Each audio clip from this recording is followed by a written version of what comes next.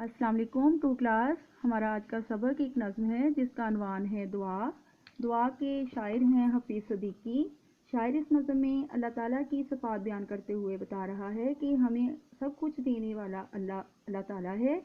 اللہ تعالیٰ ہی ہماری دعائیں قبول کرنے والا ہے، اس لیے ہمیں صرف اللہ کے سامنے ہاتھ پھیلا کر دعا کرنی چاہیے. تو بیٹا سب سے پہلے ہم اس نظم کو نظمی انداز میں پڑھتے ہیں. دعا. خدایا مجھے سیدھا رستہ دکھا، بھٹکنے سے مجھ کو ہمیشہ بچا، مجھے نیک کاموں کی توفیق دے، کر اخلاق کی مجھ کو دولت عطا. میں ماں باپ کی اپنے خدمت کروں سارے رشتوں کا حق میں ادا. خزانہ مجھے علم کا بخش دے، کتابوں سے میری محبت بڑھا. ترقی کی خاطر میں محنت کروں، مجھے میری محنت کا پھل کر عطا.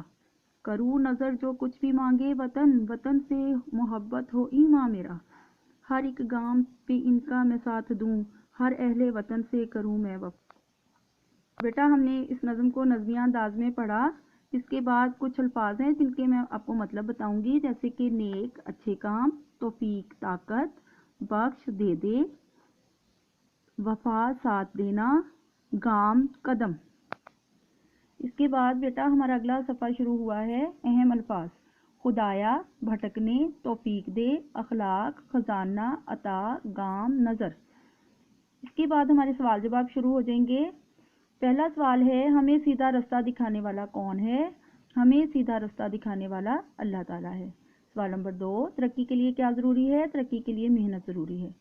نمبر 3، ہمیں محنت کا پھل کون دیتا ہے؟ ہمیں محنت کا پھل اللہ تعالیٰ دیتا ہے. اس کے بعد ہماری اگلی سرگرمی ہے، حروف کو ملا کر لفظ بنائیں. نون یہ کاف نیک، دال واو لام تے دولت، خے دال میم تے خدمت، میم ہے نون تے محنت. اس کے بعد ہماری سرگرمی نمبر 3 ہے، دیے ہوئے لفظوں میں سے مناسب لفظ لگا کر خالی جگہ پر کریں. اور ہمارے الفاظ ہیں خزانہ، دے، حق، محبت اور پھل. نمبر 1 ہے، مجھے نیک کاموں کی توفیق ڈیش دے. نمبر 2، کروں سارے رشتوں کا ڈیش میں ادا، حق میں ادا. نمبر 3، ڈیش مجھے علم کا بخش دے، خزانہ. نمبر 4، مجھے میری محنت کا ڈیش کا عطا، پھل کا عطا. نمبر 5، کتابوں سے میری ڈیش بڑھا، محبت.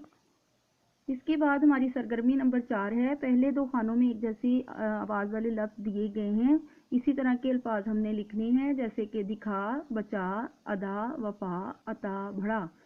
اس کے بعد بیٹا ہماری اگلی سرگرمی ہے، جن لفظوں کا ایک دوسرے سے تعلق ہے انہیں آپس میں ملانا ہے. جیسے کہ یہاں پہ ایک مثال بھی ہے، بھٹکنے سے مجھ کو ہمیشہ بچا، کتابوں سے میری محبت بڑھا، مجھے میری محنت کا پھل کر عطا، خزانہ مجھے علم کا بخش دے، مجھے نیک کاموں کی توفیق دے. اس کے بعد اسی پیج پر ہماری املا ہے، توفیق، ترقی، وطن، حق، اخلاق. تو بیٹا اس نظم کو اپنے زبانی یاد کرنا ہے اور اس املا کو آپ نے اپنی کاپی پر پریکٹس کرنی ہے. اللہ حافظ.